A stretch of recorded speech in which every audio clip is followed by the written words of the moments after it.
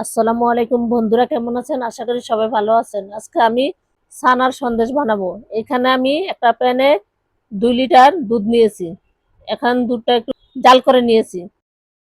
এখন আমি ভিনিগার দিয়ে ছানা কেটে নিব।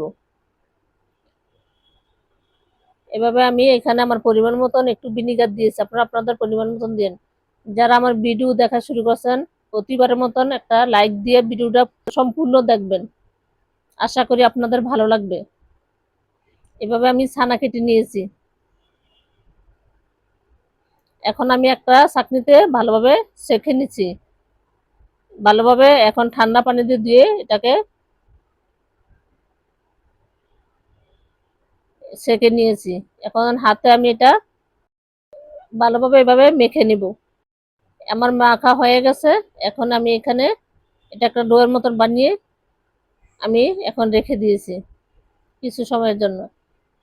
এখন আরেকটা প্যানে আমি এখানে 2 চামচের মতন গুঁড়ো দুধ দিয়েছি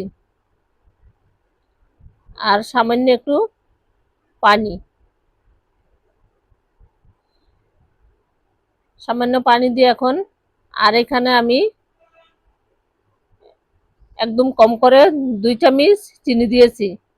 আপনারা আপনাদের পছন্দ অনুযায়ী চিনিটা দিবেন। মিষ্টি যে যেমন খান।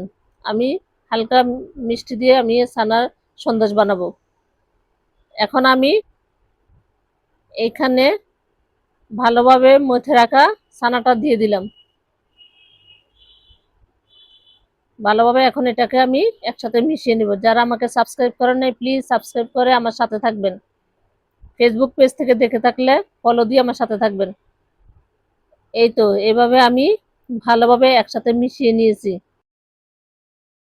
এখন আমার মিশানো হয়ে গেছে। এখানে একটা আমি মোল্ড নিয়েছি। এটার মধ্যে আমি সেট করে নিব। আপনারা যে কোনো আপনাদের পছন্দ অনুযায়ী মোল্ডে আপনারা সেট করতে পারবেন বা যে কোনো বাটিতেও করতে পারবেন। আমি এখানে একটা মোল্ড নিয়ে এই যে আমি সেট করে কিছুক্ষণ সময় রেখে দিয়েছিলাম, হয়ে গেছে আমার সন্দেশ। এইভাবে ঘরোয়া উপকরণ দিয়ে অল্প সময়ের মধ্যে ঝটফট আপনারাও এভাবে বানিয়ে নিতে পারেন। আপনাদেরও ভালো লাগবে। আমার ভিডিও যদি ভালো লাগে লাইক কমেন্ট শেয়ার করে আমার পাশে থাকবেন। আমাকে সাবস্ক্রাইব করে আমার সাথেই থাকবেন।